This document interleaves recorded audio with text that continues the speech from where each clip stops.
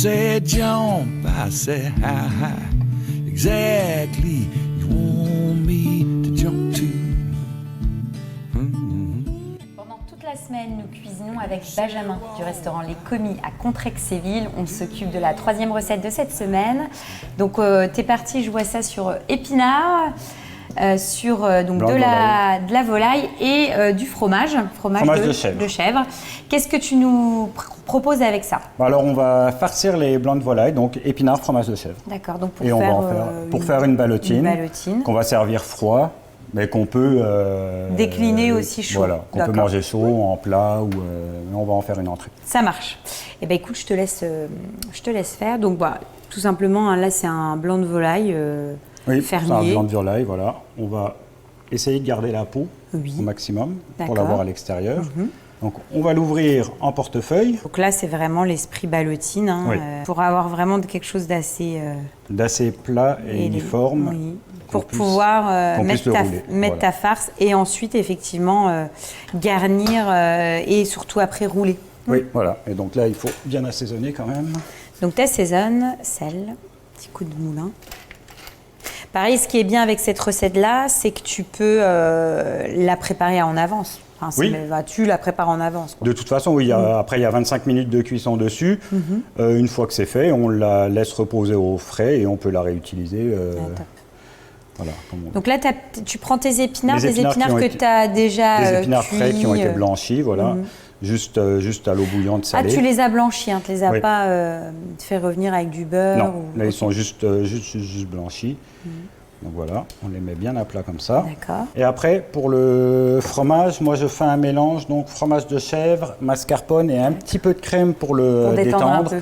Alors pourquoi le mascarpone? Le mascarpone, c'est pour casser un peu le goût assez puissant du chèvre. Après, dépendant du chèvre qu'on utilise. Donc là, toi, moi j'ai un chèvre affiné, voilà. Mais on peut prendre un chèvre frais. On peut prendre un chèvre frais, bien sûr, qui sera. Après, bon, bah, c'est au goût de chacun. Tout le monde n'aime pas la puissance du chèvre, donc ça permet d'avoir un juste milieu. Oui, ça permet finalement, avec le mascarpone, de l'adoucir légèrement. Voilà.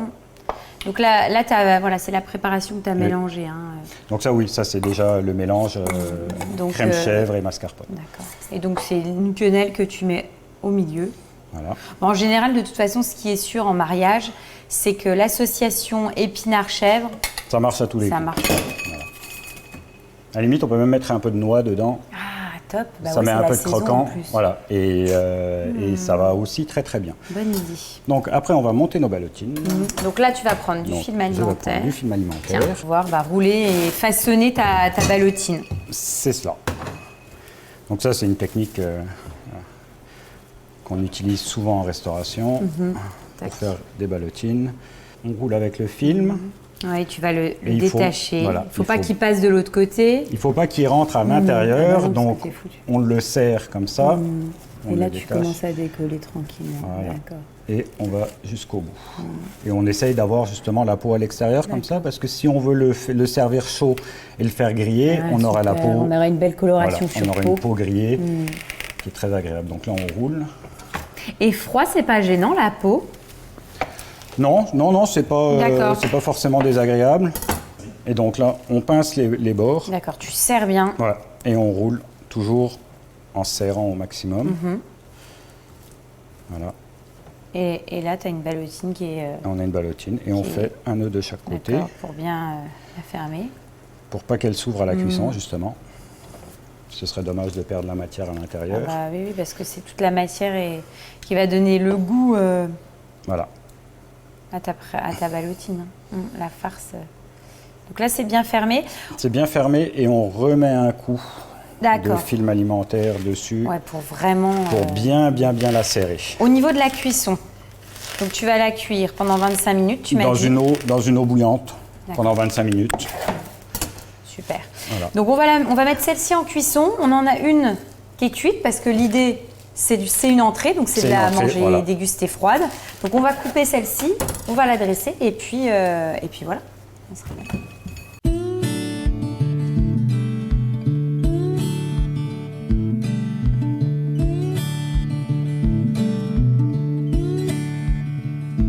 You said jump, by, say how high exactly you want me to jump to.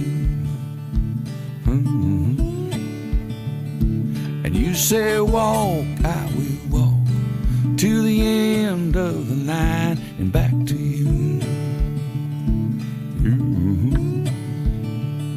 My name's Steve and I'm your walking man. Yes, I am. You say, boy, do you really love me? Well, I ain't got much words to say. Hey, hey. Let me write my answer down in the sand by the waves. Hey, hey. C'est trop bon. C'est trop bon parce que c'est vrai que la ballotine, habituellement, moi, je la déguste chaude. Et je trouve que le fait de la manger quand même ça froide, bah, limite, tu la redécouvres. Et ça fait vraiment... c'est assez frais, tu vois. Oui. Oui, c'est une bonne recette d'été. Exactement. Puis tu as l'impression que du coup, ça l'allège un petit peu. Souvent, les ballotines, on a tendance en plus à les servir avec beaucoup de sauce, choses comme ça. Ouais. Là, je trouve que c'est vraiment... voilà, on est sur une recette qui est gourmande et agréable à manger. Donc non, c'est vraiment, vraiment sympa. Et un peu comme les arancini pour la première recette, ça peut se décliner avec plein de farces différentes. Hein. On peut mettre des tomates séchées aussi avec du chèvre. On peut mettre du foie gras à la période des fêtes. Oui. Donc voilà, en tout cas, c'est... tout ce qui est le saison, en fait. Hein. C'est source de créativité. Non, c'est top. Franchement, c'est une belle recette. On fait quoi ensuite, Benjamin? Alors ensuite, on va faire une marmite de poisson dans une coque de potimarron. Waouh, j'adore ça.